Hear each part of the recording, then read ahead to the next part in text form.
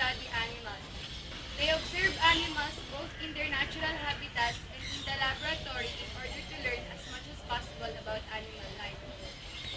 Zoologists study the origin and development of animal species, the habits and behavior of animals, and the interaction between animals and their environment.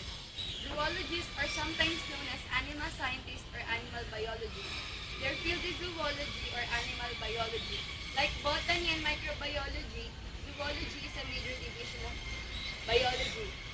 Zoologists study both simple and complex processes. Our biological scientists who study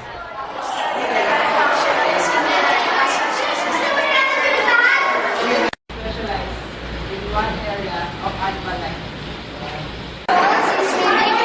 Special information and science methods, sometimes assisted by biological assistants or technicians.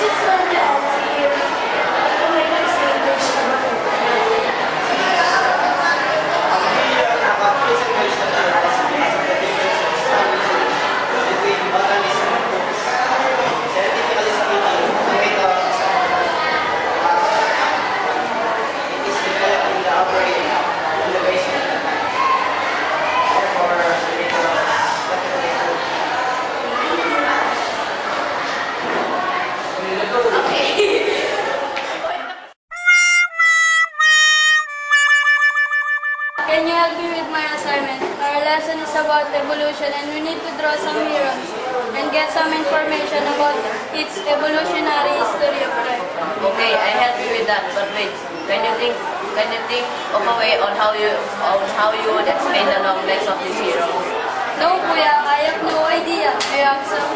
This is how it goes. Before the 17th century, most people thought that the different species of organisms were fixed and were never to change. But then, explanations were needed to account for the existence of fossils, especially of dinosaurs. Oh, I think it's a good idea. Alright, so what are you waiting for? Let's go! Good morning. Can we have an appointment to one of your evolutionists here? Sure, Mr. Nolan Bustalagyan is available for an appointment. They will be able to show you about evolution of organisms. They will also tell you about evolutionary of this and its processes. Thank you, miss. Where will we go? Just go left and proceed to the next room. Okay, let's go, Kuya. I'm excited. Welcome to our center and to our website. After you take the learning, identify the appointment and waiting for At the end of your presentation here, you should be able to give examples of the application of these theories to existing plants. Darwin, an English naturalist, contributed much to the theory of evolution. All throughout his voyage aboard the HMS Beagle on a cruise around the world, he witnessed countless wonders of nature on land and the sea, where he collected plants and animal specimens at every stop. Next to it is Jean-Baptiste Lamarck. He made observations of fossils and existing organisms. In year 1809, Lamarck proposed that organisms evolve in response to their environment. As basis for his observation, these assumptions developed are the theory of need, theory of use and disuse, and the theory of transmitting acquired Listen traits. carefully so so you will be able to understand its implications. Yes, Kuya. Theory of needs. Lamarck believed that organisms change because they need food. For example, elephants have long trunks for gathering food. Deer have long, swift legs for escaping predators. So, each organism therefore adapts to suit its particular way of life. Lamarck also further believed that body structures could be altered, changed in size or shape, depending on the needs of the organism.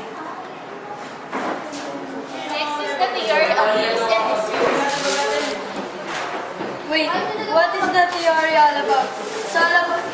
Is that all about the using and disusing of organisms for their own survival? No, that's not what we are talking about.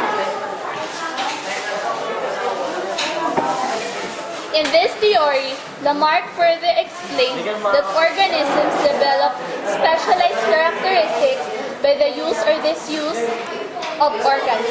An animal like this, a giraffe, has to keep reaching up to tall shrubs and trees for food.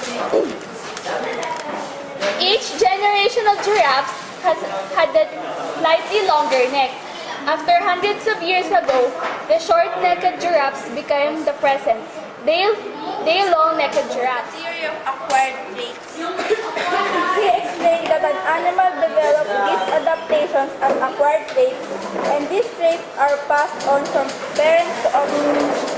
He thought that if an organism inherited a body structure during its lifetime, it could pass on that characteristic structure to its offspring. Here are some of the miniatures of some dinosaurs who lived during the Jurassic period. We also have here the remains of living things that have been discovered. Amazing! I've learned many things and now I will be able to define evolution and describe how the process takes place.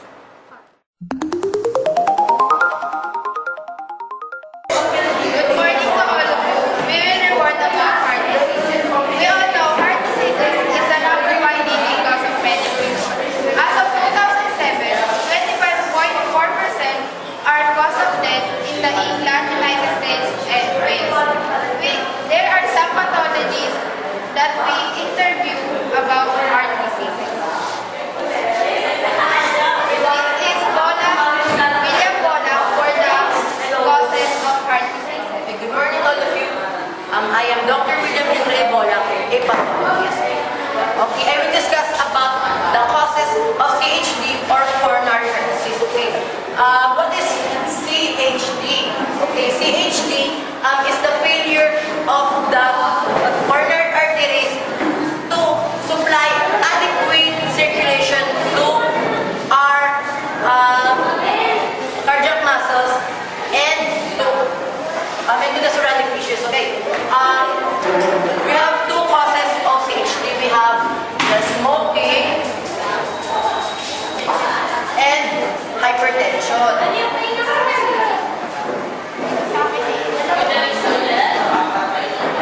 Okay, ang smoking. Ang smoking, we all know that per stick of a cigarette contains thousands and thousands of nicotine. Okay, what is nicotine? Nicotine is an alkaloid that can kill a person or it can damage all of our body parts. Okay, nicotine is named from the plant called Nicotiana tobacco, and the Nicotiana tobacco is named from the Portuguese ambassador named Nicole de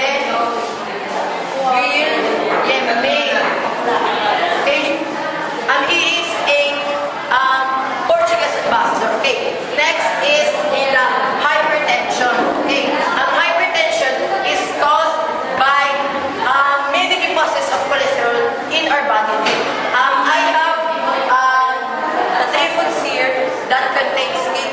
This is the three foods that contains it. We have adobo, a biscuit, and a gummy. This is an oily food, biscuit, we don't know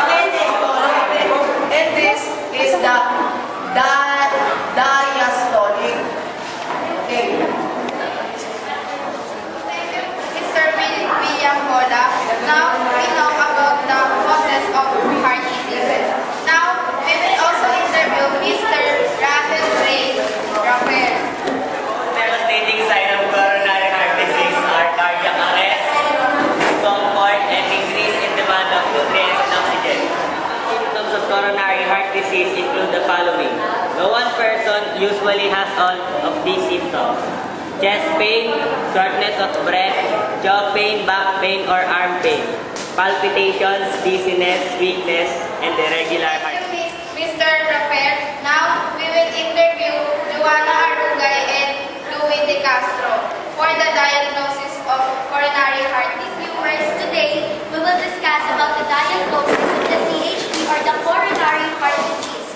But we have the ECG or the electrocardiogram diagnosis. Here, we will have ECG which records the rhythm and electrical activities of your heartbeat. This uses electrodes, the small sticky patches that will attach into your heart, and then the legs, and then in your chest, and these patches will attach to the machine which records the heartbeat. These electrodes will be connected to the machine which records the electrical activity of your heartbeat. This ECG is affordable because this is one kind of diagnosis that will cost a small amount of money, and this will define the problems in your heart. In addition to cholesterol test, we may count a number of blood tests that are used to monitor the activity of the heart. This includes cardiac enzyme tests, which can show whether there is damage to the heart muscle, and thyroid function tests.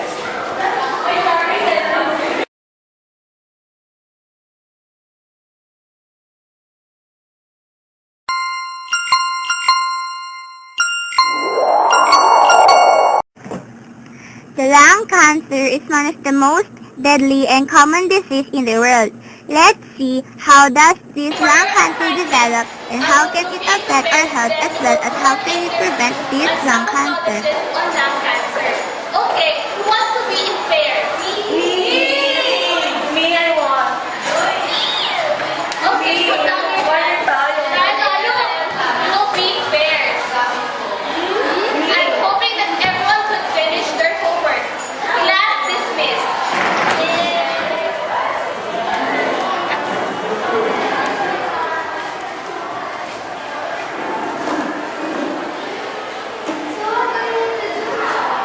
I know one center in the archaeologist laboratory. Really, Mr. Let's go now. Sure. Good afternoon. What brings you here, Rodel? I haven't seen you for a while. I was busy for preparing our preliminary exam, but before that we need to complete our performance task. Performance task? Is it related about cancer? Yes, sir. We were assigned to interview on some expert oncologists about lung cancer. Can you help us to do it? We go all over the place.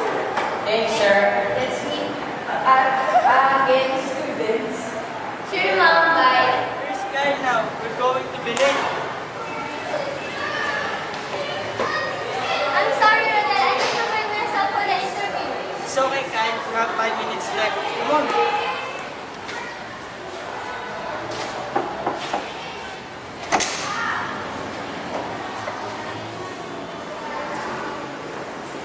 Good morning, Ma'am Catherine and Sir Patrick. Morning. Have a seat. We're here to interview one of the famous and expert oncologists in the Philippines. Yes, it can happen.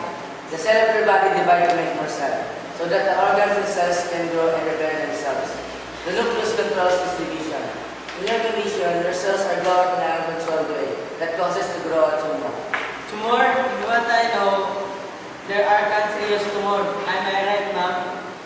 Yes, there is a cancerous tumor that can spread in any parts of our body. These tumors are called malignant tumors. Cancer cells can invade blood and lymph vessels. This provides the roots to spread to any parts of our body to form secondary cancer.